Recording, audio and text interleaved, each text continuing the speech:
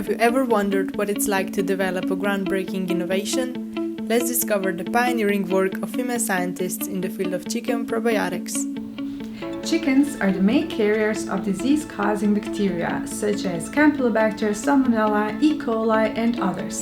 But antibiotics are becoming ineffective against these diseases. This is why we need alternative solutions to reduce these harmful bacteria in chickens.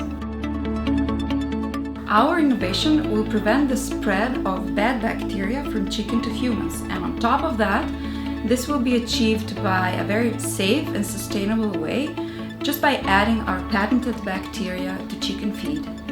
Our women researchers contribute to a variety of ideas and innovative solutions in their work. Their participation in IP ecosystem not only benefits themselves, but also society as a whole. Women's voices in science and technology are increasingly heard.